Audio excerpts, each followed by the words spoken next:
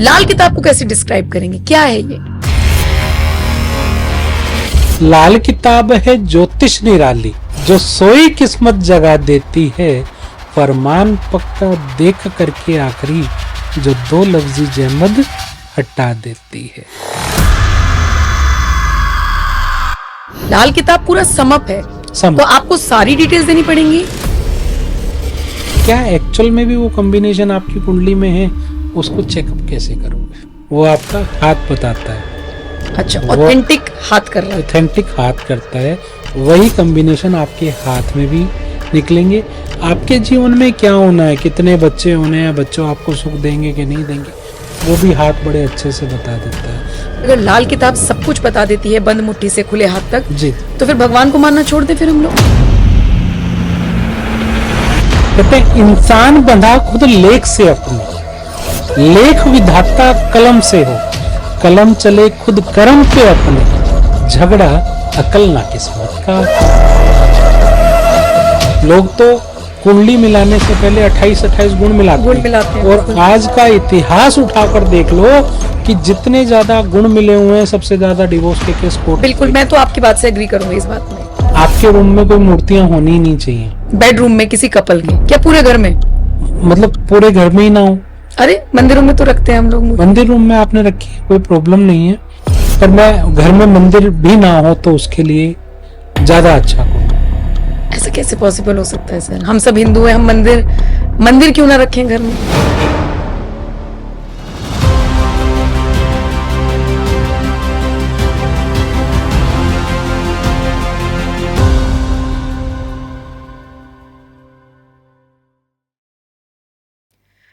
नमस्कार, स्वागत है आप सभी का।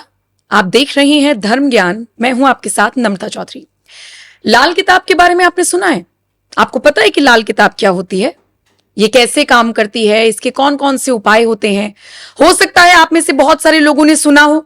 अगर आपको थोड़ा सा भी डाउट है तो आप पेन और पेपर निकाल लीजिए। जो भी आपके सवाल हैं, हो सकता है उसके जवाब आपको इस पॉडकास्ट में मिल जाए।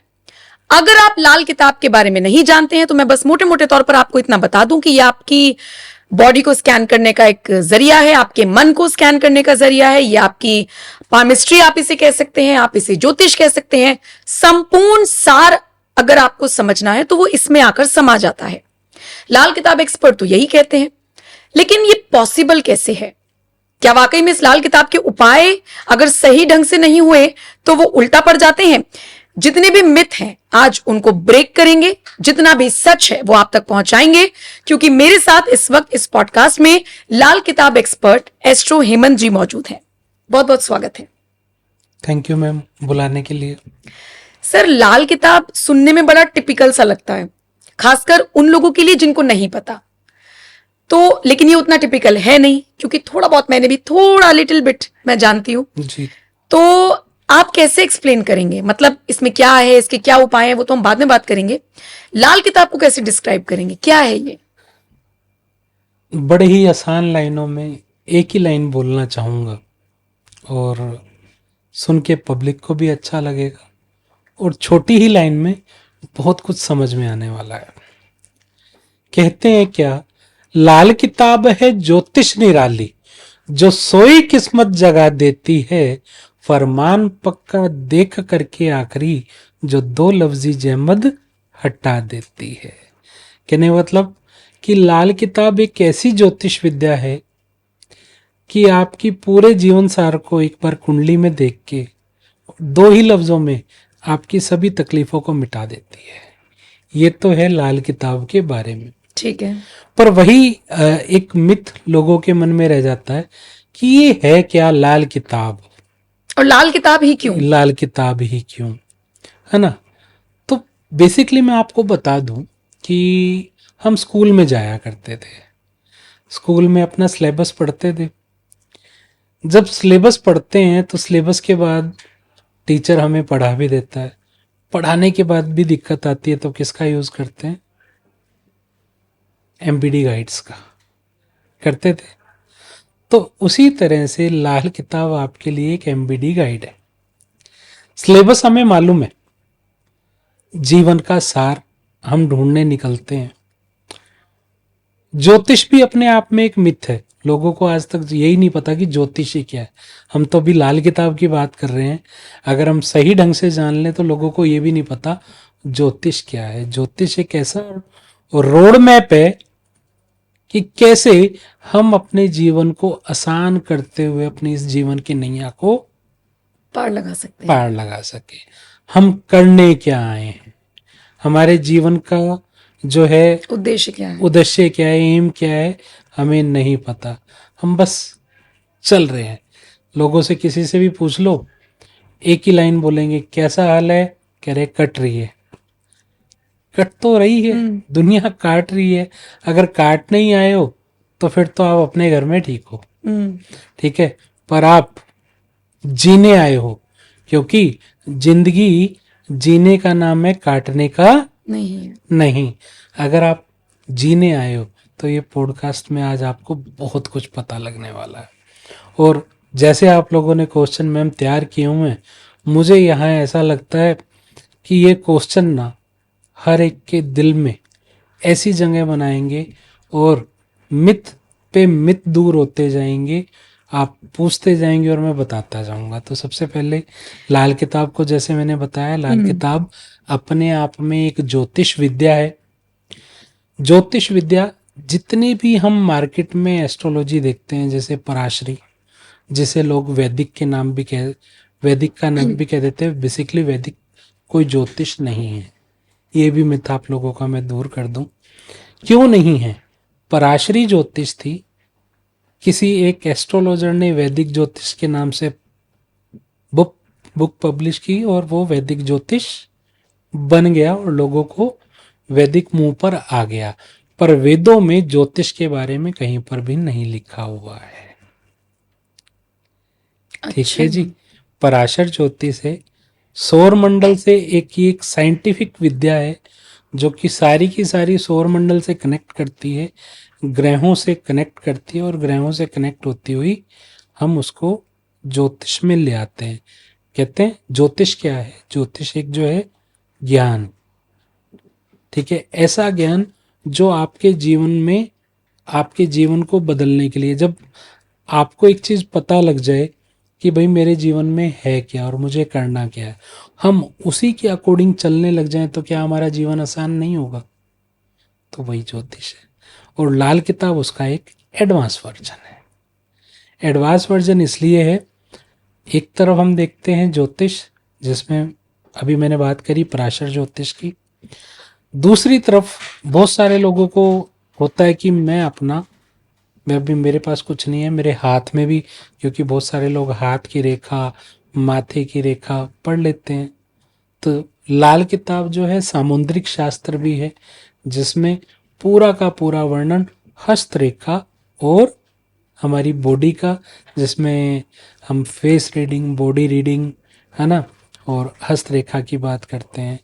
तीसरा, लोगों के मन में एक भ्रम बना हुआ है जो खासकर वास्तु को लेकर। हाँ, वास्तु पे मैं आऊंगी सर। ठीक है, तो लाल किताब ज्योतिष वास्तु भी है, राइट। तो वास्तु भी ज्योतिष हो गया, वास्तु ज्योतिष हो गया, नॉर्मल ज्योतिष हो गया और हस्तरेखा हो गया।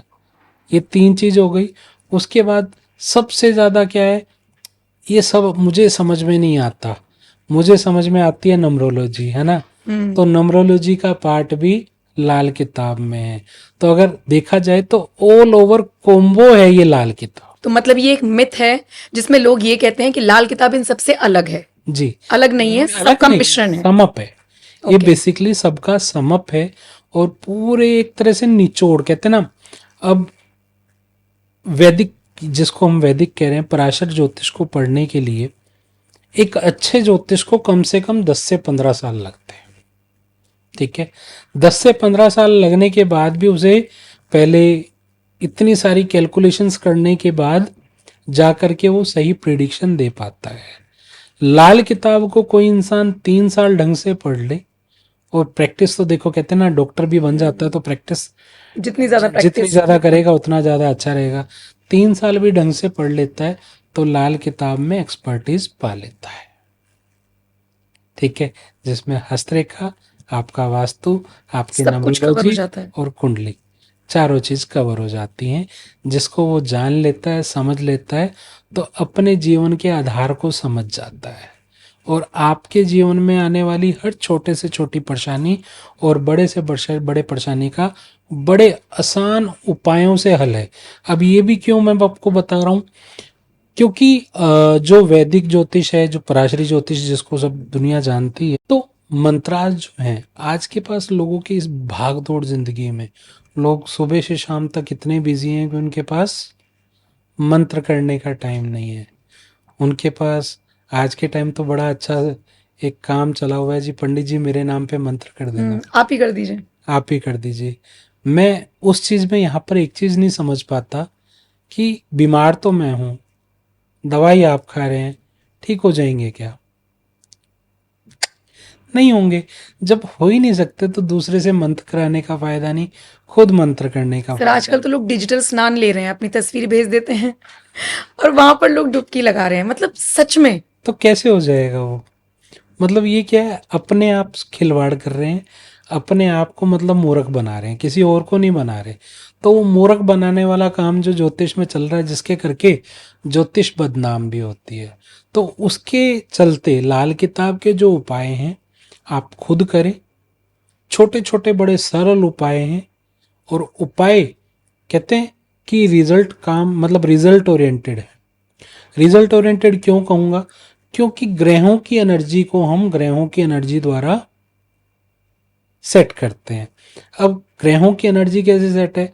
नहीं, लेकिन सर आप कैसे सेट करते हैं? क्योंकि जैसे न्यूमरोलॉजी अगर कोई देख रहा है, कोई एस्ट्रोलॉजर, जी तो वो मेरा मूलांक पूछेंगे, मेरी डेट ऑफ बर्थ पूछेंगे। जी कोई हस्तरेखा देखते हैं तो वो मेरा हाथ देखेंगे, कोई मस्तक देखेंगे। जी लाल किताब पूरा समअप है, सम तो आपको सारी डिटेल्स देनी पड़ेंगी, मूलांक, सारी चीजें, सब चीजें देनी पड़ेंगी। आपने डेट ऑफ बर्थ दे दी तो मूलांक और भाग्यांश तो उसमें आ ही ठीक है। गया। ठीक है, उसके क्या क्या कॉम्बिनेशन बनते हैं वो आ गए, उसकी भी दिक्कत नहीं है। साथ में सिर्फ एक एक्स्ट्रा एक अपने हाथ की प्रिंट देना पड़ता है।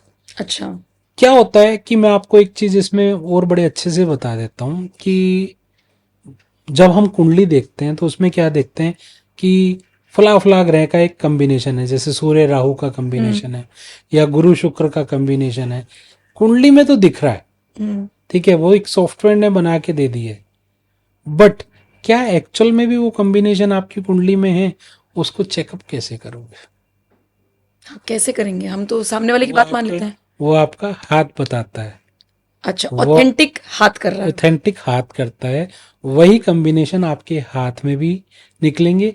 आपके जीवन में क्या होना है, कितने बच्चे होने हैं, बच्चों आपको सुख देंगे कि नहीं देंगे, वो भी हाथ बड़े अच्छे से बता देता है। आप जीवन में कितने साल तक जिएंगे, ठीक है, उसके बाद जीवन में जीने का साल तो पता लग गया, पर आप जाएंगे भी कैसे, उसका रीजन क्या होगा, उसकी सारी कैलकुलेशन तक कहते हैं बंद मुट्ठी से लेकर खुले हाथ तक का सारा बयां करता है ये लाल किताब। बंद मुट्ठी से खुले हाथ तक, पर समझने वाला चाहिए। इसके लिए एक गुरु की विशेषता हमेशा साथ में लगती है, नहीं तो यूट्यूब पे और गूगल पे बड़ा ज्ञान बिल्कुल भरा हुआ है। बिल्कुल बिल्कुल। आजकल तो और अच्छा आ गया चैट जीपीटी, हाँ, कुछ भी कुछ पूछ भी लीजिए। डालो वो बता देता है। अगर वही सब कुछ बता देता है तो मेरे को नहीं लगता किसी एस्ट्रोलॉजर की जरूरत है। लेकिन सर ठीक इसी तरीके से मैं ये भी कह सकती हूँ कि अगर लाल किताब सब कुछ बता देती है बंद मुट्ठी से खुले हाथ तक, जी तो फिर भगवान को मानना छोड़ दें फिर हम लोग? नहीं, यहाँ पर ये भी गलत हो जाएगा। दो चीज है, मैंने क्या बोला, बंद मुट्ठी। बंद मुट्ठी कब होती है? जब बच्चा जन्म लेता है और उसके जाने तक का। दो चीजें फिर भी उन्होंने अपने पास रखी है, एक जन्म एक मृत्यु, पर जन्म से जाने तक का पूरा हाल बयां कर देती है कि किस दिन क्या करने वाले हो, किस लिए आए हो, क्या करोगे, क्या बनोगे, ये सब कुछ लाल किताब बताती है। पर इसके लिए आपके पास एक एक्सपर्ट इंसान होना जरूरी है। तो मेरे पास तो है ना एक एक्सपर्ट, तो मैं इसीलिए सारी चीजें समझना चाह रही हूँ जी कि जब किस्मत पहले से तय है, जब नियति पहले से तय है, लाल किताब उसमें मेरी मदद कैसे कर सकती है? अगर मेरी मान लीजिए मेरी सफलता लिखी है कि मुझे 35 साल में मिलेगी, मेरी मृत्यु लिखी है कि मुझे 50 साल में मिलेगी, मैं उस लाल किताब को पढ़कर या किसी गुरु के साथ मिलकर मैं उसमें फेरबदल कैसे कर सकती हूँ? मुझे नहीं बनना है एंकर, अब आगे मुझे डॉक्टर बनना है, ठीक है, तो मैं कैसे कर सकती हूँ? चलो अब मैं यहाँ पे कहता हूँ, एक लाइन से समझते हैं इसको भी। कहते हैं इंसान बंधा खुद लेख से अपने, लेख विधाता कलम से हो, कलम चले खुद कर्म पे अपने, झगड़ा अकल ना किस्मत का हो। समझे नहीं समझे? इंसान बंधा खुद लेख से अपने, इंसान जो है ना, जो ऊपर वाले ने लिखकर भेजा है उससे बंधा हुआ। उससे बंधा है। ठीक है, लेख विधाता कलम से हो, कलम चले खुद कर्म पे अपने। ठीक है। कलम चले खुद कर्म पे अपने, मतलब जैसे हम कर्म करते चलेंगे वैसे कलम लिखती चलेगी। राइट। अब जैसे आपने कहा कि मैं एंकर आज हूं, मुझे डॉक्टर बनना है, तो वो आपकी सोच है। अब सोच कहां से आई? सोच है राहु, पॉजिटिव सोच कि यार मैं एंकर हूं, डॉक्टर बनूंगी तो मैं ज्यादा लोगों की मदद कर सकूंगी।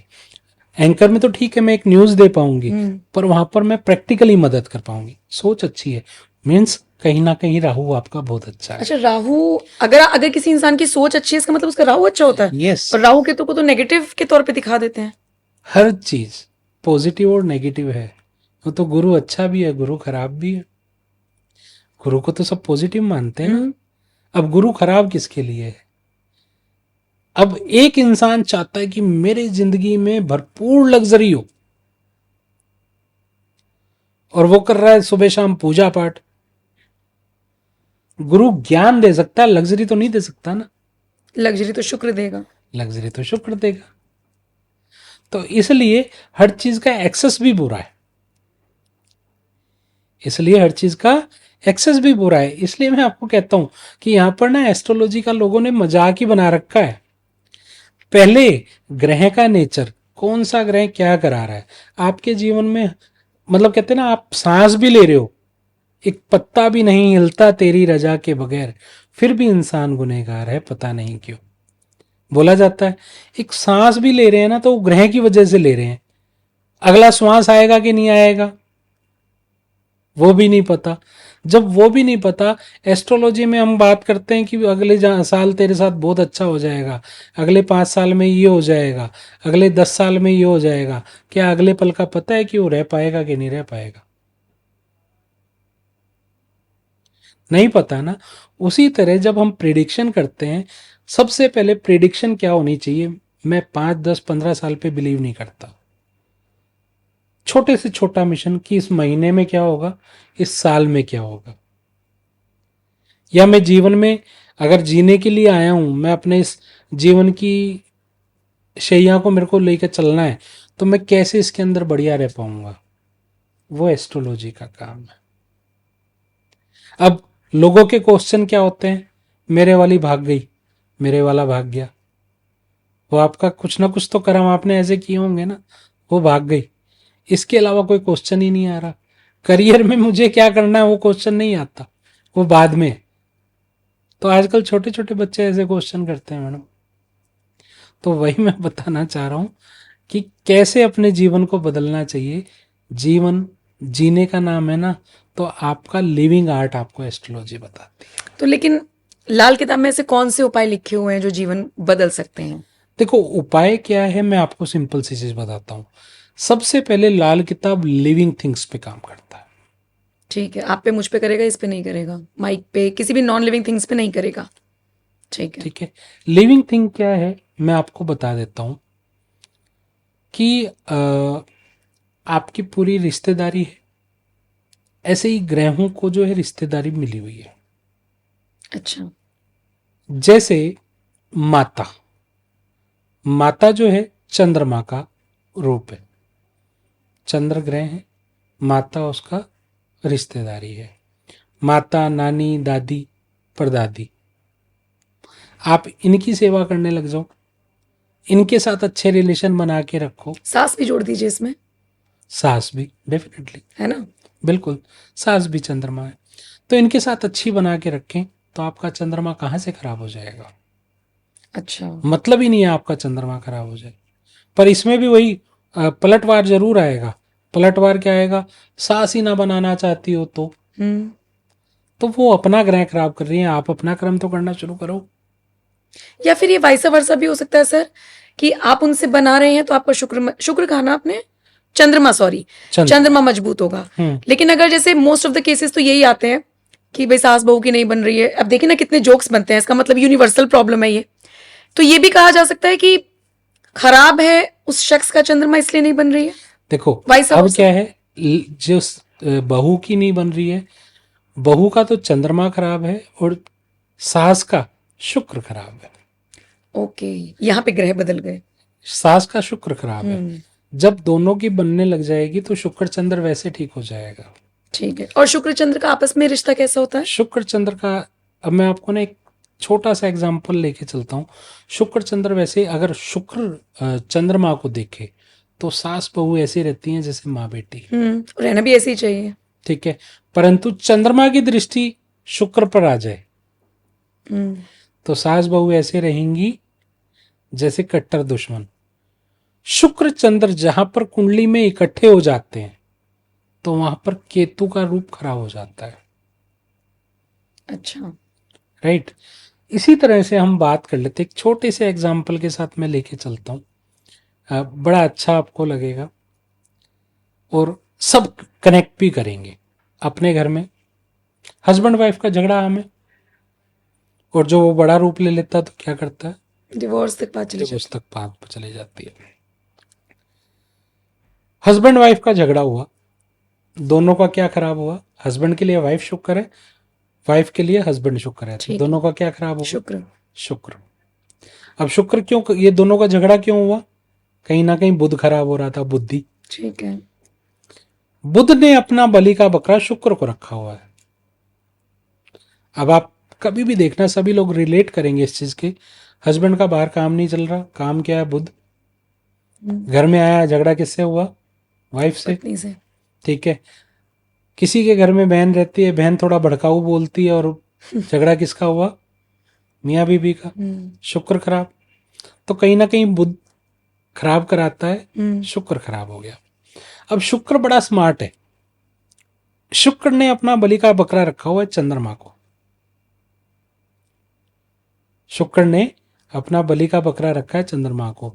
अब हस्बैंड वाइफ में जब लड़ाई होती है, हस्बैंड किसको बताता है, अपनी माँ को। वाइफ किसको बताती है, अपनी माँ को। यही चलता है, प्रैक्टिकली यही होता है। अब दोनों ने अपनी माँओं को बताया। अब ये माएँ भी बड़ी स्मार्ट है, मतलब चंद्र भी बहुत स्मार्ट है। चंद्रमा ने अपने बलि के बकरे रखे हुए हैं सूर्य, गुरु और मंगल। बाकी परिवार को बताएंगे। तो सबसे पहले माँ किसको बताएगी, गुरु को। गुरु कौन, पिता। पिता क्या करेगा, पूरे खून की रिश्तेदारी में बता देगा, कौन, मंगल। अब इस चक्कर में सूर्य क्या है, सूर्य है अपना आपा, सूर्य है अपना आपा। अब जब वो अपना आपा, तो शरीर में आलस। लोग कहते हैं ना, मैं पता नहीं लोग कैसे नहीं महीना महीना मनाते, मुझे तो 29वें दिन खुजली होने लग जाती है। तो वो आलसीपन सूर्य खराब होने की वजह से आता है।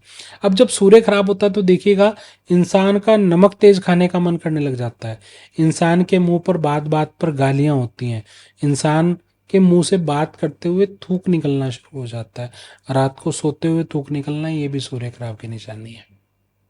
ठीक है, तो ये छोटे छोटे सूत्र हैं।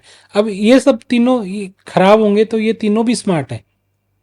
इन्होंने बलि का बकरा रखा है केतु को। अब केतु कौन है, औलाद। अच्छा, ठीक है, हस्बैंड वाइफ के चक्कर में पिस्ता कौन है, बच्चे। बच्चा। कितने ग्रह खराब हो गए मैडम, कई सारे हो गए। 7। ठीक है, बचा कौन, शनि और राहु। अब जब दोनों का झगड़ा होगा तो फिर बीच में कौन आ जाएगा, शनिदेव आएंगे न्याय करने के लिए। पहले तो पुलिस आएगी, मंगल। अब मंगल कहाँ ले जाएगा, चलो जी शनि की अदालत में, थाने।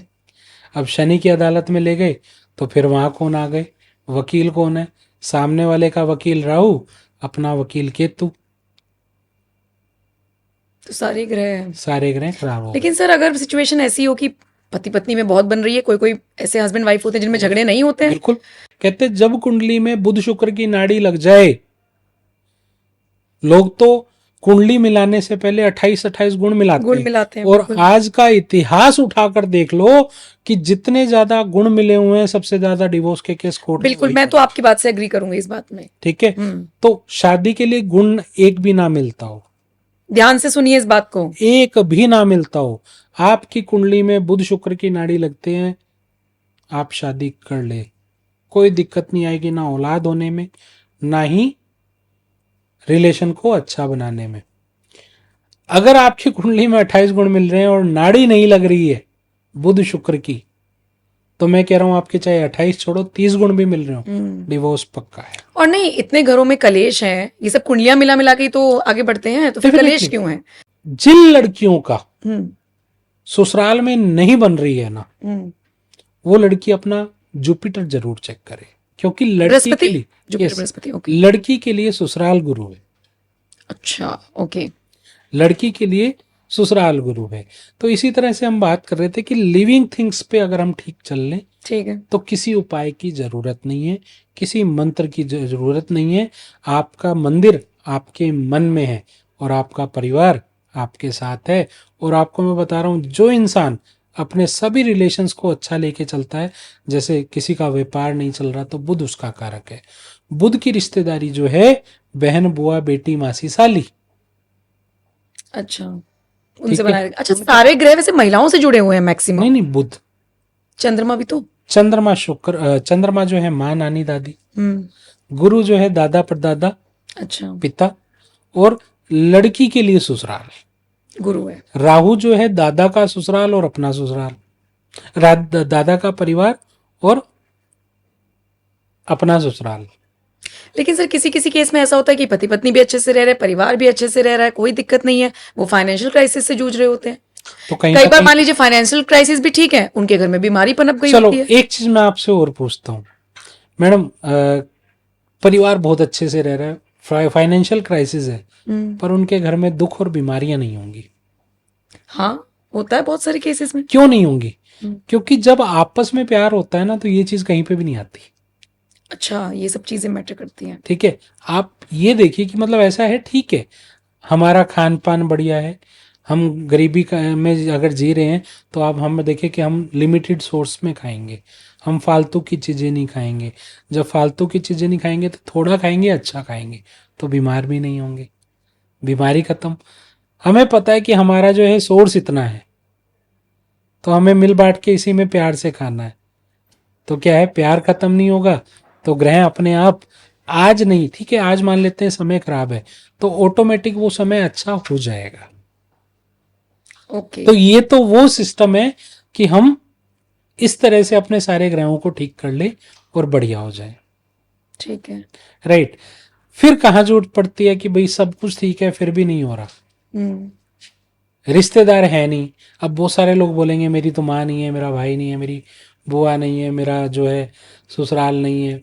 तो इसके लिए यहाँ पे इसके एवज में आ जाती है ग्रहों की राशियां, कि कौन से ग्रह को आपको, हर ग्रह की वस्तु है,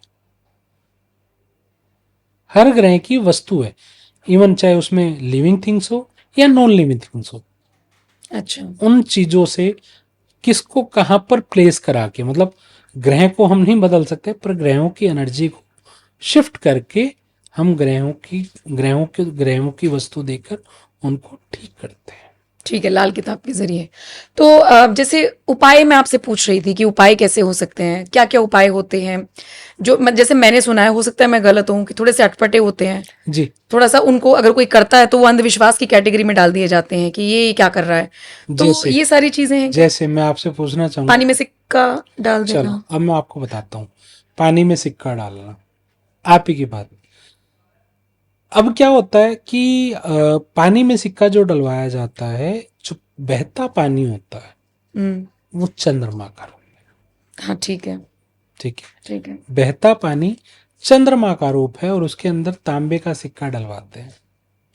ठीक है, तांबा जो है वो सूर्य का रूप है। ठीक है, तांबा जो है वो सूर्य का रूप है। जब उसके अंदर डालते हैं तो सूर्य, जैसे सरकार से आने वाली प्रॉब्लम या सरकार से कोई विपदा आ रही है, ये उपाय इंसान करे, या किसी का लोन पास नहीं हो रहा है, ये उपाय करे, फिर रिजल्ट बताए। पर दिल से किया और विश्वास से किया गया उपाय हमेशा काम करता है। समझ रहे? ताम चलता पानी चंद्रमा और सिक्का सूर्य, दोनों को मिलाकर के कुंडली में उसका योग बनाया जाता है। मतलब ये इफेक्टिव है। इफेक्ट कुछ लोग कहते हैं सर अपने घर के बाथरूम में नमक एक कांच की कटोरी में भर के रख देना चाहिए तो उससे नेगेटिविटी दूर चली जाती है। क्या ये लाल किताब भी बताती है या ये सिर्फ? देखो, मैं आपको बताता हूँ, कोई भी, मैंने आपको जिस तरह से बताया संजीव और निर्जीव चीज, वो ग्रहों को डिनोट तो करती है। अब घर का जो बाथरूम है वो राहु है। पहले हमारे घरों में बाथरूम नहीं होता था, ठीक है। जब हमारे घरों में बाथरूम नहीं होता तो हमारे घर में नकारात्मकता आती ही नहीं थी। पर सर पहले लोगों के घर में बाथरूम नहीं होता था और लोग जाते थे खेतों में। अब आप कहेंगे कि राहु जैसा कुछ तो था ही नहीं क्योंकि भाई बाथरूम तो सब सारी चीज तो खेतों में हो रही थी। बिल्कुल। वो खेत थे जो किसानों की सोर्स ऑफ इनकम थी, वहां से उनकी फसलें लहराती थी, तो सारी गंदी चीजें वहां जा रही, लेकिन वो फिर भी खेत बड़ा उनको कमा के दे रहा है। अब वो राहु का काम कैसे कर रहा है फिर? मैं वही बता रहा हूँ। अभी भी आपने पुराने नुस्खे देखे हों या पुरानी चीजें देखी हों, या आज भी जैसे मोदी जी ने कह दिया कि गैस का कम यूज करो या पेट्रोल कम करो, तो बहुत सारे लोगों ने तो आज भी इन्हीं चीजों से गैस बनाई है कि नहीं बनाई। कमल हमेशा कीचड़ में खिलता है, तो जब खेतों में जाता था ना तो वो प्राकृतिक रूप मिट्टी में मिलकर वो खाद का रूप ले लेते था, इसलिए अच्छा होता था। दूसरा, खेतों और जंगलों में लोग जाकर के इस क्रिया को करते थे तो दिक्कत नहीं आती थी, राइट। पर आज के समय पे क्या है, आज तो वही खड्डा हमने घर में खोद दिया, वही हमें अटैच बाथरूम चाहिए, घर से मतलब कमरे से निकले और कमरे में पहुंच गए। तो राहु के लाए हैं, तो अब राहु को लाने के लिए अब राहु को कौन दबा सकता है? राहु को मंगल दबा सकता है, चंद्रमा शांत कर सकता है। हमारे दिमाग में जो लहरें दौड़ती है ना, वो भी राहु है। अब इसको कैसे ठंडा किया जाता है? चंद्रमा से, नहाने से, या मंगल से। मंगल कौन है? राहु को मान लेते हैं एक हाथी, उसके ऊपर मंगल को बिठा दिया जाए एक महावत के रूप में, राइट। जब महावत की हाथी के ऊपर महावत बैठ जाएगा तो हाथी कंट्रोल हो जाएगा। जब वो कंट्रोल हो जाएगा तो वो शरारत नहीं करेगा। इसलिए यहां पर उपायों की जरूरत पड़ती है, अदरवाइज किसी तरह की उपाय की जरूरत नहीं पड़ती है। अब नमक जो है वो सूर्य का रूप है, अब सूर्य की रोशनी अंधेरे पर दे दी जाए तो अंधेरा हटना शुरू होता है, इसलिए नमक रखवाया जाता है। तो मतलब वो बेनिफिशियरी होता है, मतलब मैं ये पूछ रही जी। हूँ ऐसा कुछ होता है कि वो नेगेटिविटी हटाता है? हाँ जी। अब मैं वास्तु का भी थोड़ा सा समझना चाह रही हूँ, फिर वापस लाल किताब पर आऊंगी क्योंकि ये भी इससे रिलेटेड ही है। जी। वास्तु को लेकर बहुत सारे लोग कॉन्शियस रहते हैं, जैसे अपने घर का नक्शा पास करा रहे हैं तो वास्तु कैसा हो, या घर बन के तैयार हो गया, ये कितना मैटर करता है और कैसे पता लगेगा? जैसे हम मिडिल क्लास लोग हैं तो हम थोड़ा बहुत नक्शा पास करा लेंगे, थोड़ा बहुत किसी पंडित को बुला के अपने घर में पूजा हवन करा लेंगे, जी। अमूमन यही होता है। फिर भी लोगों के घर में नेगेटिविटी होती है, तो वो कैसे पता लगेगा कि वास्तु या ऐसी कौन सी गलतियां की जा रही हैं? सबसे अच्छा है कि इसके लिए मैं उपाय बताता हूँ। अब देखो, फ्लैट वालों के लिए नहीं है, सबसे पहले मैं जमीन वालों के लिए बता देता ठीक हूँ। है। फ्लैट वाले बेचारे वैसे ही परेशान हैं, उन्हें तो पार्किंग के लिए जगह नहीं मिल रही है, आप कह रहे हैं वो वास्तु का नहीं, कुछ कर ले। वास्तु का भी हो जाता है, ऐसा नहीं है।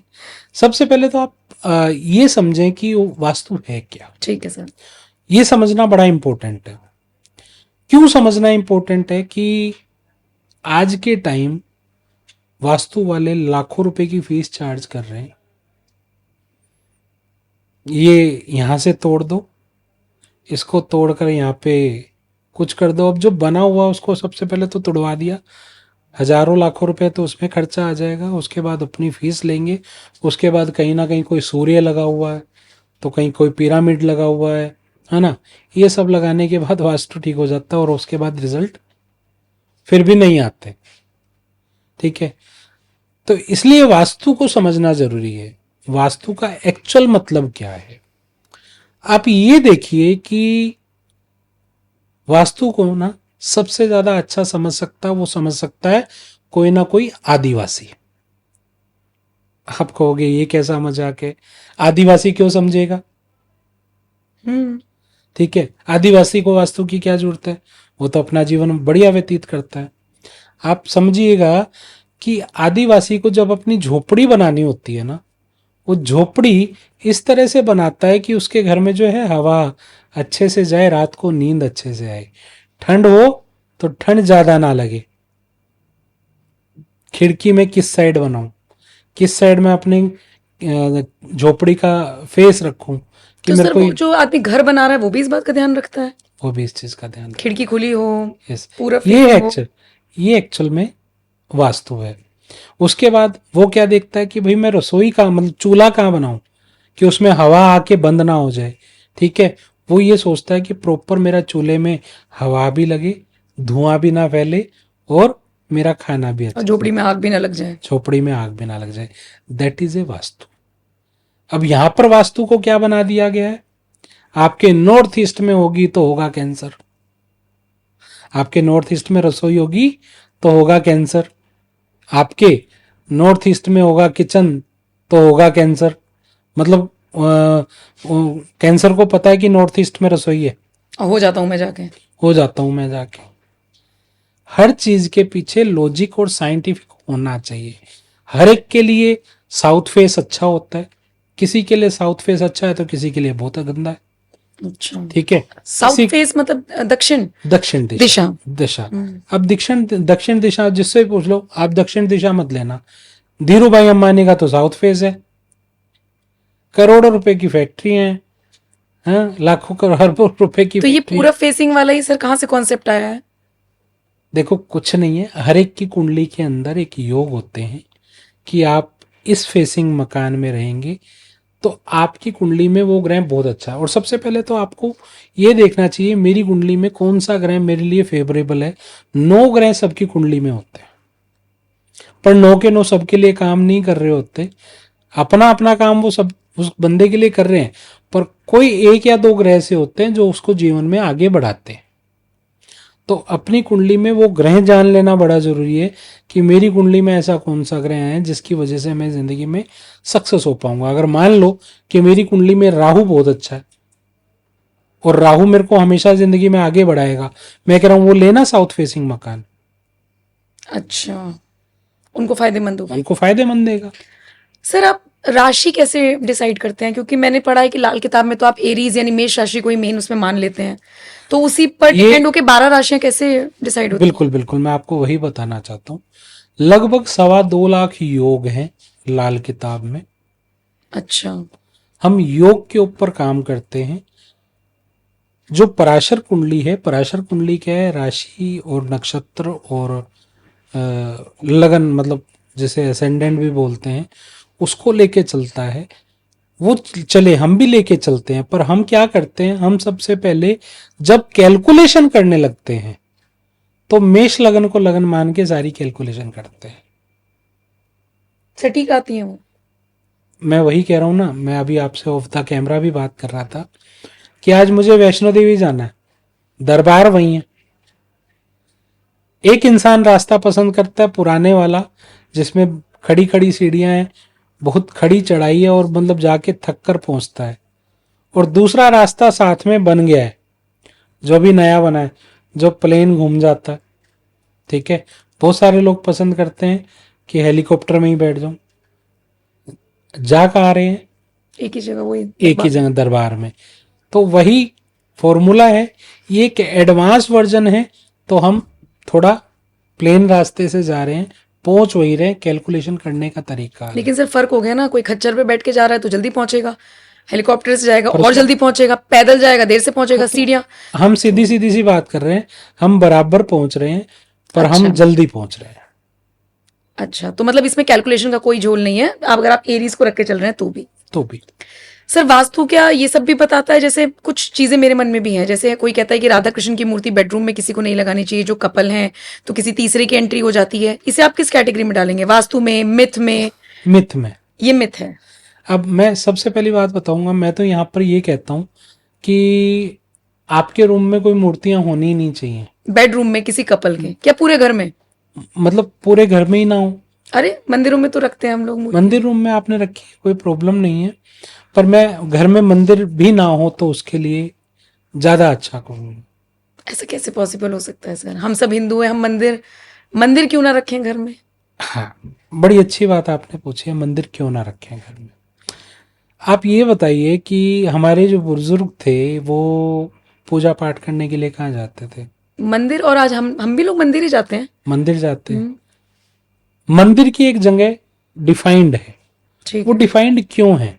क्योंकि मंदिर में अपने आप में एक ओरा है जो कि गुरु का और ज्ञान का ओरा है।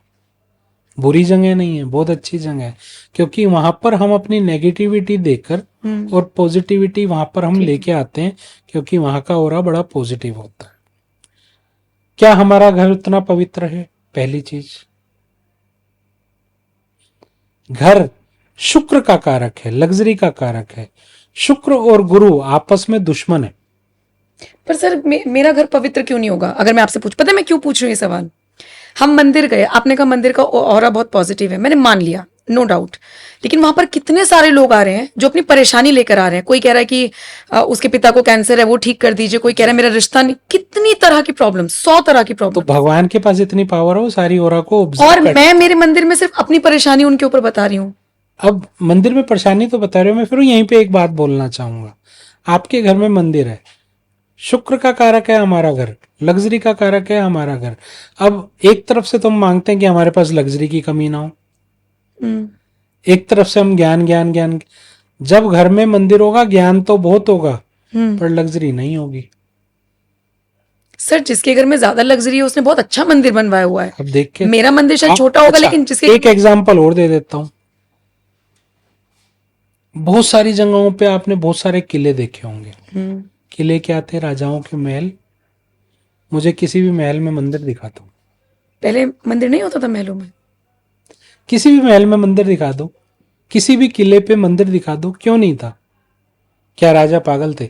वो मंदिर एक स्पेशल गांव के बीच में बनाते थे, बहुत भव्य मंदिर बनाते थे, पूजा पाठ करते थे। उनकी जगह वहां पे है। तो हमारे गृहस्थ के बीच में, गृहस्थ और गुरु का मेल नहीं है, वो एक दूसरे के दुश्मन है। इसलिए घर में मंदिर नहीं होना चाहिए। लॉजिक है हर चीज के पीछे मैम। और पहले के जमाने में कहाँ आपको इतनी सारी वास्तु की दिक्कतें आती थी? हमने सारी दिक्कतें तो खुद से पैदा की हुई हैं। आप समझे? सर मुझे आप एक दो रीजंस और बता सकते हैं मंदिर क्यों नहीं होना चाहिए? क्योंकि मैं थोड़ी सी डाउट में हूँ। मेरे आराध्य हैं, कण कण में बसते हैं। मैं चाहे उन्हें, अब जैसे आप जहां बैठे हैं आपके पीछे भी गणपति बप्पा रखे हुए हैं, मेरा जहां मन हो मैं पूज लूं। अब हम आते हैं हिंदू धर्म से, ऐसा तो है नहीं कि हम मुसलमान है कि आंख बंद करके नहीं नहीं, अपना इमेजिन कर लें कुछ भी। आप हमारे पास तो है उनको देखने का जरिया। जब अभी आपने एक बात बोली कण कण में भगवान है, हम्म। तो आपके अंदर भी भगवान है। सबसे पहले हमारे मन में भगवान है। लेकिन मुझे साधना करने के लिए, मुझे ध्यान लगाने के लिए, अब वही वाली बात है सर। मुझसे एक मेरे मुस्लिम कुलीग ने पूछा, और ये अमूमन सवाल पूछा जाता है जब हिंदू मुस्लिम की बात होती है। हम उनसे कहते हैं कि तुम किसे पूछते हो भाई? कहीं भी देखकर तुम नमाज कर लेते हो। वो हमसे पलट कर पूछते हैं कि जब तुम्हें मंदिर में जाके आंख बंद करके बैठना है तो तुम मंदिर क्यों जाते हो? दोनों अलग अलग सवाल है, सबके सवाल जवाब अलग है। मेरा जवाब ये है कि मैं अपने मन में सोचती हूँ, मैं एक तस्वीर देख ली, जैसे मैंने आपसे कहा कि आपके पीछे बप्पा हैं, तो मैंने उनको देख लिया। अब मेरे मन में वही मुझे तो अपना ध्यान केंद्रित करने के लिए चाहिए ना कुछ। हमें ऐसे ही बनाया गया है। तो तो आप कह रहे हैं मंदिर ही हटा वो दो। साधन है। भगवान साधन। तो भगवान तो एक ज्योति स्वरूप है। चाहे वो हिंदू के लिए हो, चाहे मुसलमान के लिए हो, चाहे ईसाई के लिए हो, चाहे सिख के लिए हो, वो तो एक है। वो ज्योति स्वरूप है। बाकी तो देवी देवता, बाकी तो देवी देवता है। आप बप्पा जी को मानते हैं, मैं श्याम बाबा को मानता हूं, वो हमारे देवी देवता है। पर अब मैं आपको बताता हूं, आप कभी भी खाटू श्याम मंदिर जाएं, खाटू श्याम मंदिर की जो है प्रतिमा बहुत सारे लोग चाहते हैं कि मैं घर लेके जाऊं, और लाते भी हैं शायद लोग। लाते भी हैं। आप कभी मंदिर की जो सेवा कर रहे होते हैं उनसे पूछ के देखना, वो भी ये कहते हैं अगर आप मूर्ति लेके जा रहे हो तो इनकी 5 समय की सेवा है। 5 समय आपको इनको पूजा पाठ, सुबह मंगला आरती, फिर शयन आरती, भोग आरती, फिर आराम की आरती, फिर रात की आरती, 5 तरह की इस तरह की आरती लेकिन सर ये और भोग। 5 तरीके की आरती का कॉन्सेप्ट कहाँ से आया? क्योंकि जब हम खाटू श्याम के बारे में पढ़ते हैं तो फिर हमें बर्बरीक याद आते हैं, हमें महाभारत का वो योद्धा जिसने सबसे बड़ा योगदान दिया और उनकी चर्चा नहीं होती है, हम कृष्ण और अर्जुन का जिक्र कर लेते हैं। जी, उन्होंने अपना सिर रख दिया कृष्ण जी के सामने, फिर पूरा सब देखा उन्होंने, क्योंकि उनके पास अलग शक्तियां थी।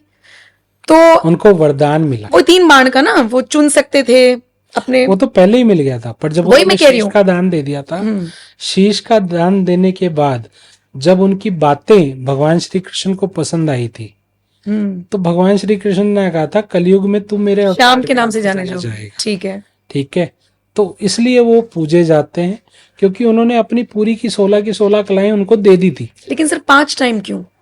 श्री कृष्ण को भी तो 5 टाइम नहीं पूछते सभी उन्हें? भगवानों की होती है, आप किसी भी मंदिर में जाओ, मंगला आरती सुबह सुबह होती है। ठीक है। ठीक है, उसके बाद जो है 12 बजे एक आरती होती है, सुबह की आरती होती है एक, 9 बजे की, फिर 12 बजे की होती है, 12 बजे जो है भोग आरती होती है, उसके बाद शाम को 4 बजे श्रृंगार आरती होती है, फिर रात को 9 बजे शयन आरती होती है।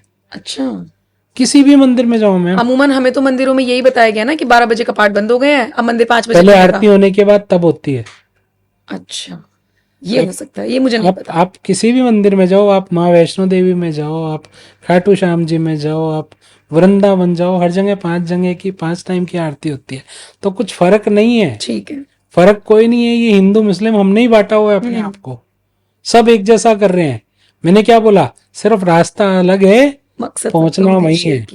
और लाल किताब तो हिंदू मुस्लिम सिख ईसाई, इसके उपाय ऐसे हैं, कोई भी धर्म का इंसान कर सकता है। क्या बात कर रहे हैं सर? अब आप ये मत कहिएगा कि मुस्लिम क्लाइंट्स भी हैं आपके पास। बिल्कुल है बिल्कुल है मैम, मुस्लिम भी कैसे हैं, सिख पॉसिबल है भी सर? हैं तो अल्लाह के और इस्तीफा ईसाई किसको भी हैं। मानते नहीं है? तो हम क्या कह रहे हैं, मैं किसी के धर्म को तोड़े बिना, किसी की धर्म की आस्था को खराब किए बिना, मैं उसको उसी के अकॉर्डिंग उसके ग्रहों की वस्तुएं बता के वही चीज कराऊंगा। मैं वही चीज कराऊंगा, मैं कराऊंगा ही नहीं ना वो चीज कि जिससे उसको दिक्कत आए। समझे मैम? तो ये बड़ी अच्छी चीज है। मैं बार बार एक चीज बोलता हूं कि गीता जी सभी पढ़ते हैं, बाइबल सभी पढ़ते हैं, ग्रंथ साहब सभी पढ़ते हैं, है ना, और कुरान भी हमारे मुस्लिम भाई पढ़ते हैं। सब ने अपने ग्रंथों को जाना, धर्मों को जाना और धर्म पे चलना शुरू कर दिया। कोई एक ऐसी किताब जो सारे धर्मों को जोड़ती हो और इंसानियत सिखाती हो, है कोई? नहीं है। वो लाल किताब है, जो किसी भी धर्म में फर्क नहीं समझती, इंसानियत को समझती है। और क्या मुस्लिम भाई नहीं है उसको ठीक होने का हक नहीं है, क्या हिंदू भाई नहीं है उसको ठीक होने का हक नहीं है, क्या ईसाई या क्या सिख। अच्छा, इसके कुछ ऐसे भी नियम है क्या कि सूर्यास्त और सूर्योदय के बीच जी में करना है? बिल्कुल है। इसके 2-3 प्रमुख नियम हैं कि किसी भी उपाय को जब हम करते हैं, एक तो सूर्य उदय के बाद करें, ठीक है। सूर्य अस्त से पहले कर लें। ठीक है। क्यों? क्योंकि सूर्य अस्त के बाद शनि का समय हो जाता है, ठीक है। और शनि जो होते हैं उनकी वक्र दृष्टि ही सबको मालूम है। तो उस समय पे किए गए उपाय के जिम्मेवार आप खुद होते हैं। दूसरा, बारिश आ रही हो तो नया उपाय नहीं किया जाता है। ये एक थंब रूल है जो लाल किताब में लिखा गया है कि बारिश जब आ रही हो तो नया उपाय, जो आपका चल रहा है वो चलता रह सकता है, बारिश आ रही हो तो नया उपाय ना करें। तीसरा कि हिंदू तिथि कैलेंडर के अनुसार नवमी, त्रयोदशी और चौदस, इन दिनों पे नए उपाय शुरू नहीं किए जाते, इन दिनों में नए काम भी नहीं किए जाते हैं। तो इसलिए इन दिनों में नया उपाय ना करें। ये 3 नियम है और कोई बड़ा नियम नहीं है।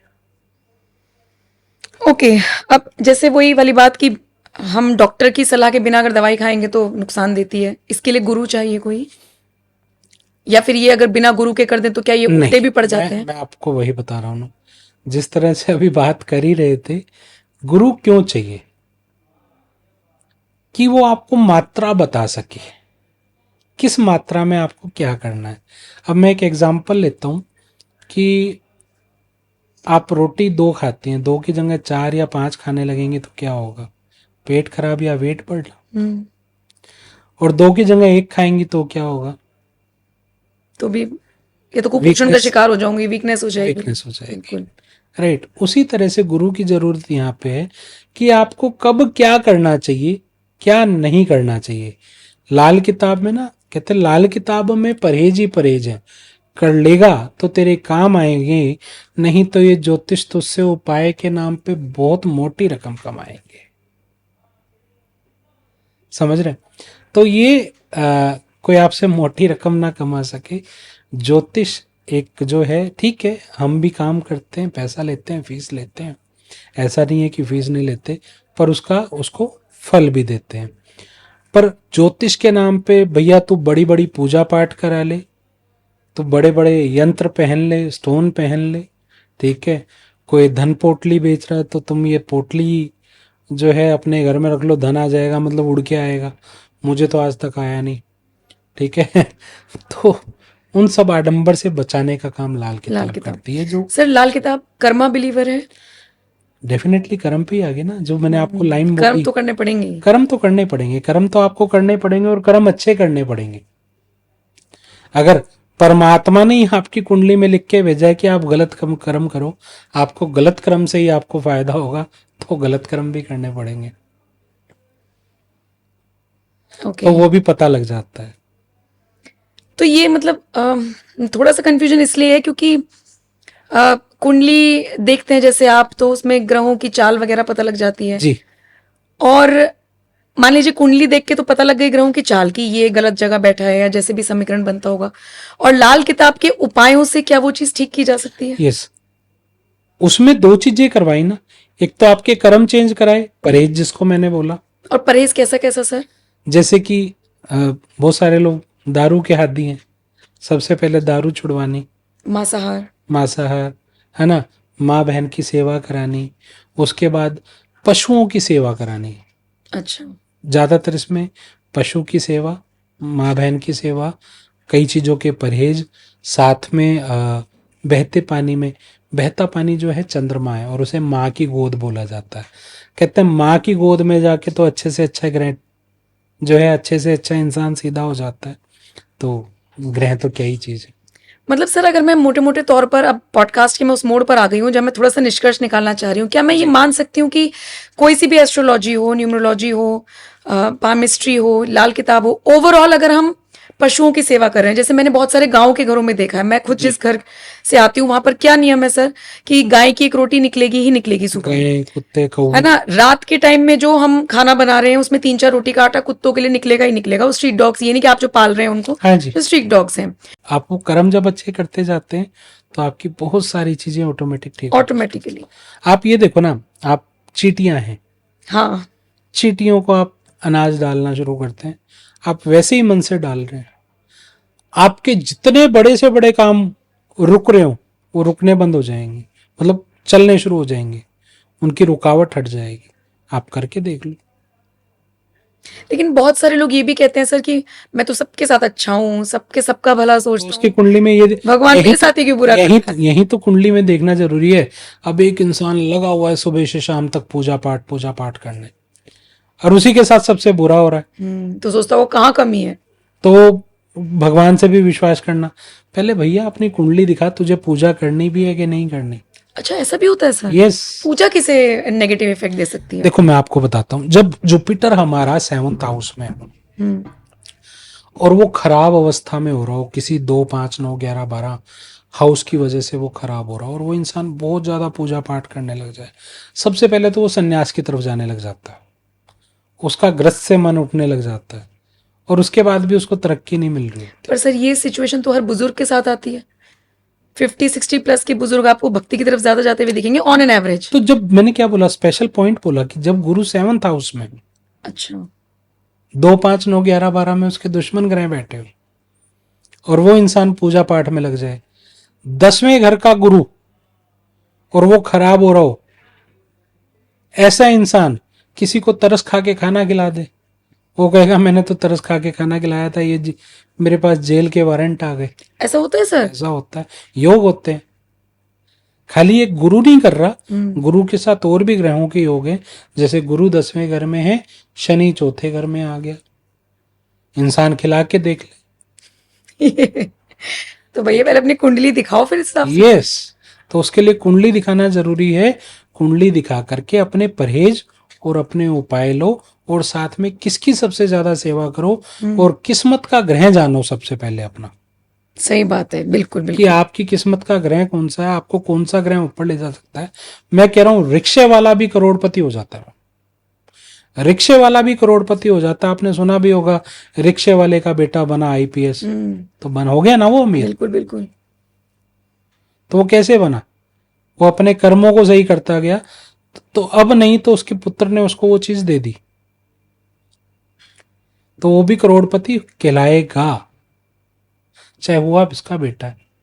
और करोड़पति यही नहीं होता कि बहुत कुछ करोड़ों में आ गया, नहीं नहीं, वही करोड़पति है। आपके घर में सुख, रोग ऋण नहीं है, सुख है, तो आप वैसे ही करोड़पति हो जाते हैं। सर जो लोग जादू टोना वगैरह कराते हैं, क्या लाल किताब उसका भी तोड़ करती है? क्योंकि 100%। हम लोग देखते हैं। सबसे पहले मैं आपको ये बता दूं कि 95% तो ड्रामा होता है, क्या जादू टोना जादू टोने के नाम पे। है सर? ड्रामा क्या मतलब, आप एस्ट्रोलॉजर के पास जाओ, दूसरे एस्ट्रोलॉजर के पास यही जवाब मिलेगा, आप पे तो हो रखा है। और बहुत सारे मैं तो पॉडकास्ट देखता हूँ, मेरे साथ भी बहुत सारे गेस्ट है ना, बैठे हैं। है ना, कि फला पे ये हो गया, फला पे ये हो गया। मैंने ये प्रैक्टिकल केस देखा था, नो डाउट हम भी देखते हैं, पर जितनी उसको आजकल बना रखा है ना पूरा, उतना नहीं होता। पर हाँ, राजस्थान की बात करूं तो वहाँ पे हर घर, दूसरे घर में किसी को पितर आता है, किसी को भैरोजी आते हैं। तो मतलब वो आते कहाँ से हैं? वेले बैठे हुए हैं। कैसे आते हैं मतलब सर? मतलब हमारे शरीर हाँ। में प्रवेश करते हैं ना, किसी को पितर आ जाते हैं, किसी को भूत प्रेत चिपक जाता है। तो वो क्या है, वो भी आपकी कुंडली से पता लग जाता है कि ये ड्रामा हो रहा है या एक्चुअल में इसके साथ प्रॉब्लम है। कुछ ग्रहों के कॉम्बिनेशन हैं, जिस कॉम्बिनेशन से हमें ये पता लग जाता है कि दैट इज ए एक्चुअल में, मतलब इसकी एक परेशान है इस चीज को लेके। और वो लाल किताब से उपाय उनका हो सकता है। बिल्कुल। जैसे मान लीजिए हम देखते हैं कि किसी का घर संपन्न है, तो नजर लगाने वाले आ जाते हैं, तो ये हाँ, अब इससे यही सवाल पूछ लेती हूँ, नजर लगती है सर? नजर दोष वगैरह? देखो मैं आपको बताता हूँ, जो हमारे देखने की क्षमता है वो शनि है, मतलब आंखें, अच्छा, नजर शनि की, ठीक है। राइट। और इस नजर पे जो असर की बात करें, जो जैसे लाखों मीलों दूर किसी को नजर बैठे बैठे हाय हाय लगाना जैसे बोलते हैं, दैट इज ए मंगल, चिड़न बिल्कुल होती है। बिल्कुल तो मान लीजिए कि किसी का घर बहुत संपन्न है, फिर हम अचानक से देखते हैं कि उसके घर में झगड़े शुरू हो गए, हाँ, वो एक बुरी नजर और की वो वजह लोग से, आपस में सोचते हैं कि रीजन क्या है कि हम लोग लड़ रहे हैं, बुरी नजर होती बुरी है। नजर की वजह से। तो बुरी इसका नजर वो भी तब होता है जब आपकी कुंडली में मंगल खराब हो रहा हो, चंद्रमा पीड़ित हो रहा हो। अब चंद्रमा क्या है? हमारे मन का कारक। जब हम, हमारा शरीर कमजोर होने लग जाए, हम छोटी छोटी बातों पे घबराने लग जाएं, तो समझ लो कि चंद्रमा कहीं ना कहीं खराब है। जब चंद्रमा खराब है तो ऑटोमेटिक ये चीजें बहुत जल्दी आपके ऊपर, घर में चाहे किसी एक का भी हो, फर्क पड़ेगा। सबसे पहले उसी पे इफेक्ट करेगा ना जिसका कमजोर है।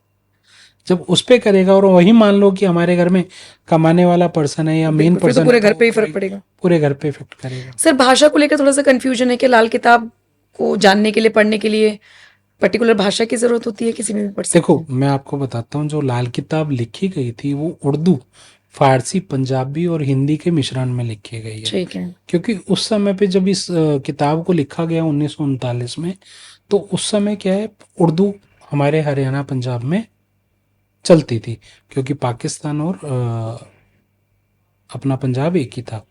तो उस टाइम पे क्या है, इन भाषाओं का यूज था, तो ये कविताओं के माध्यम में और उर्दू में लिखी गई थी। पर कुछ संस्करण बाद में ऐसे आगे, कुछ गुरुओं ने इसका हिंदी कर दिया, पर वो भी कविताओं के माध्यम में थे। तो जैसे मैंने आपको बीच बीच में बहुत सारी कविताएं बोली हैं, ये उसी में तो से ये बोल। लाल किताब की ही कविताएं हैं। तो इस कविताओं को भी हमने सरल भाषा में करके इनको हम पढ़ाते हैं। सर आपने कब पढ़ी लाल किताब, आपको देखो, रुचि कब मैं हुई? आपको बता देता हूँ कि मैं अपने बारे में बात करूँ तो 2010 तक मैं एक ब्रांच मैनेजर था एमएनसी बैंक में। और वाह। 2010 में मैंने एज ए ऑफिस बॉय शुरू किया था, इस 2000 में, सॉरी, ओके। 2000 में मैंने एज ए ऑफिस बॉय शुरू किया था और 10 साल में बड़ी तरक्की पा ली थी। 2010 में जब ब्रांच मैनेजर बन गया था ना, तो एक अंदर घमंड आ गया था कि यार अब ब्रांच मैनेजर बन गए हैं तो अब जॉब जॉब नहीं, अपना बिजनेस करेंगे। बिजनेस करने मार्केट में उतरे तो नो डाउट बिजनेस फैमिली से था, पर एक्सपीरियंस नहीं था। तो एक्सपीरियंस नहीं था तो लगभग 2011 में 1.25 करोड़ के आसपास लॉस मैंने खाया। और मैं 2010 में 2010 2.25 करोड़। 1.25 करोड़ के आसपास का, तो जो जो लॉस मैंने उस टाइम खाया तो मतलब सब कुछ खत्म। अब जब परेशान होता है इंसान तो कहाँ जाता है? भगवान एस्ट्रोलॉजर के के पास। पास। अब एस्ट्रोलॉजर के पास जाए तो वही पूजा करा लो, पाठ करा लो, महंगे महंगे रत्न पहन लो। यार पैसे हैं नहीं, कहाँ से पहन लूँ? तो उन दिनों में वही जिस चीज़ को मैं अभी बोल रहा हूँ कि सब पे भूत नहीं आते, तो ऐसे ही मुझे एक गुरु माँ मिली थी। तो उन गुरु माँ जो है वो गद्दी लगाती थी माँ काली की। तो ऐसे ही मतलब जब उन्होंने वो अपना सिर विर घुमाया तो मैंने उसको ढोंग समझा। मतलब यार, पर उन्होंने बताया बड़ा करेक्टली। ठीक है, तो ढोंग समझने के बाद मुझे ऐसा लगा यार ये चीज़ सीखनी चाहिए, ये सिर घुमा के मैं पैसे बड़े कमा सकता हूँ। मतलब ऐसे सिर घुमा लिया पूरा? वो जो स्पीड में वो जो हम्म। जब चौकी आती है ना, तो इंसान का सिर बड़ी स्पीड में घूमता है। तो ऐसे ही उन्होंने अपना सिर विर घुमाया तो मैं घबरा भी गया। और ये भी मतलब होता है दिमाग जब चतुर होता है तो फिर ये चीज़ें सोचता है कि ये सिर घुमा घुमा के लोगों को पागल बना के बड़े पैसे कमा लूंगा। ऐसा मैंने सोचा था। तो जब वो कूल हुए, मैंने कहा मगम माता सारी चीज़ ठीक है, मुझे ये बता दो ये सिर कैसे आपने घुमाया, मुझे ये सीखना है। तो वो बड़ा ज़ोर से हंसी और उन्होंने भी समझ लिया कि इसने भी मुझे ढोंग समझा है। कुछ दिन उनके पास बैठा, फिर उन्होंने बोला चल तेरे को ना ये सिर घुमाना सिखाते हैं। उन्होंने कुछ नहीं बताया, उन्होंने बस कुछ मंत्र दिए, काम कोई था नहीं, खाली हो ही चुका था। तो सिर घुमाना जब मैंने मतलब जब उन्होंने मेरे को मंत्र मंत्र दिए तो 4th या 5th मंथ में जाके कुछ ना मेरी बॉडी में हलचल होनी शुरू हुई। मैंने कहा यार ये बॉडी में हलचल क्यों हो रही है? ना कुछ बुखार है ना कुछ ठंड है, गर्मी का टाइम है। तो वो हलचल से ना, मतलब वो हलचल को थोड़ा थोड़ा महसूस करना शुरू किया। तो उसके 3-4 दिन बाद मेरा सिर वैसे ही घूमने लगा जैसे उन्होंने घुमाया था। मुझे पता नहीं है क्या हो रहा है। उन्होंने उस टाइम कुछ क्वेश्चन पूछे, मैंने उनका आंसर दिया। जब मैं कूल हो गया उसके बाद शाम हुई तो पता लगे कि ये गर्दन में दर्द हो रहा है। ये क्यों हो रहा है?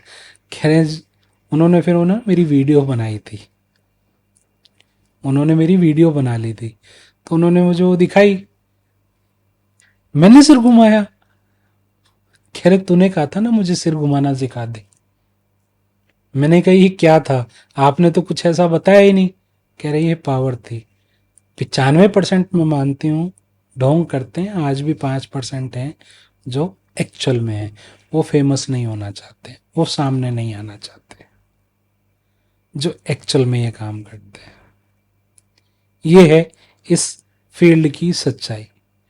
तब उन्होंने कहा था जैसे तूने मुझे समझा है ढोंग करने वाला, तेरे को सिखा भी दिया, बता भी दिया, तेरे पास भी पावर है, पर तू लाल किताब सीख और लोगों का भला कर। लाल किताब में वो ताकत है कि वो तेरी ज़िंदगी को बदल सकते हैं।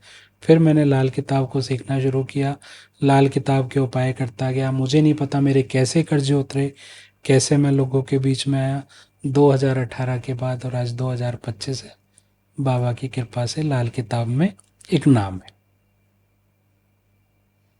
आपके पास स्टूडेंट्स भी आते हैं सीखने के लिए? जी, मेरे पास अभी भी स्टूडेंट हैं और लगभग मैं 2000 प्लस स्टूडेंट को ट्रेंड कर चुका हूँ।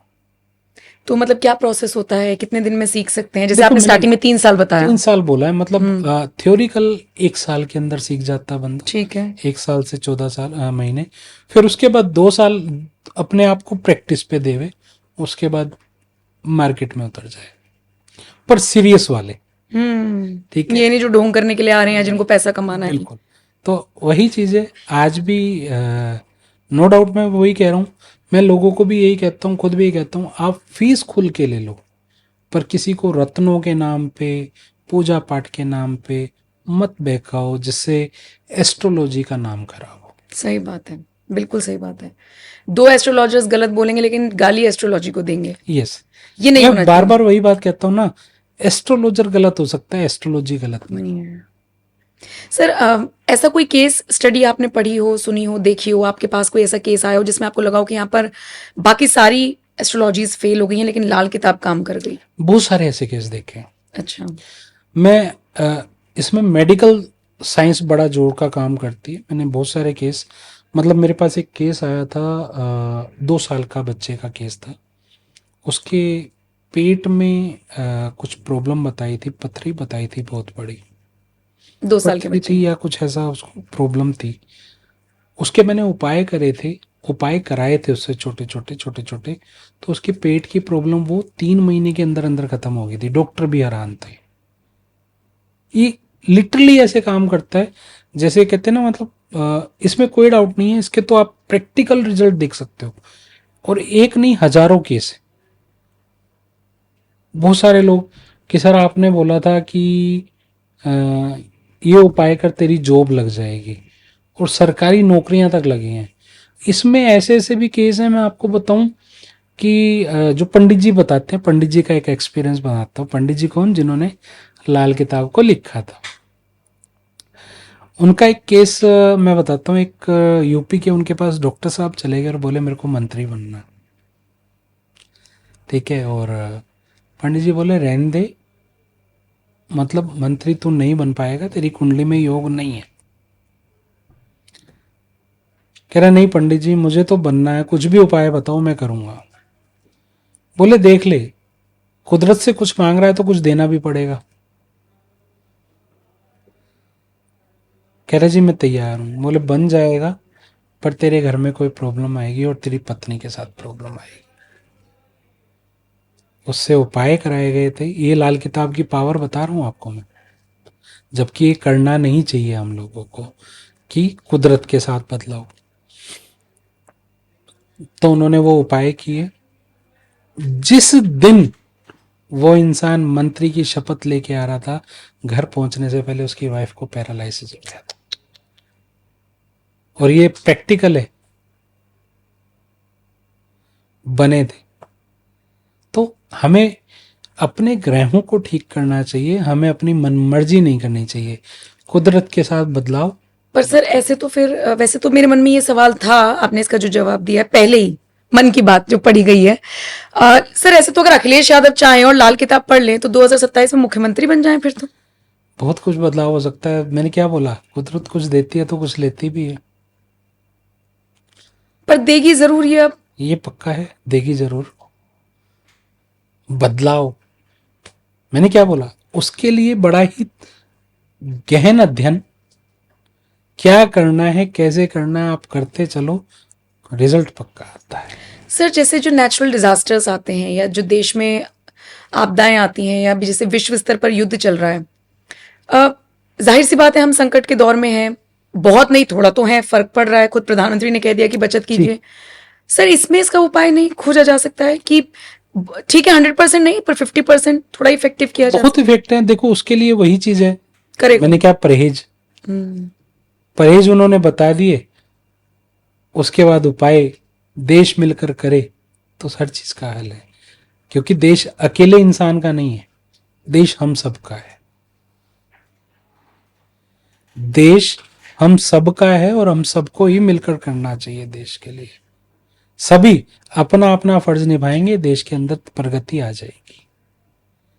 अब यहाँ सब एक्सपेक्ट करते हैं मंत्री नेता ही सब कुछ कर लें, तो नहीं होगा। बिल्कुल देश सबसे है तो सबको ही, वो ये घर में कोई आपदा आ जाए तो परिवार के हर सदस्य पर असर पड़ता है, तो उस हर सदस्य को मेहनत भी करनी पड़ती है। yes. मुझे लगता है कि बहुत हद तक कॉन्सेप्ट क्लियर हुआ होगा लोगों का, क्योंकि मेरा तो हुआ है बहुत हद तक। और बहुत बहुत शुक्रिया सर, टाइम निकाल कर आप आए, आपने बहुत विस्तार से समझाया।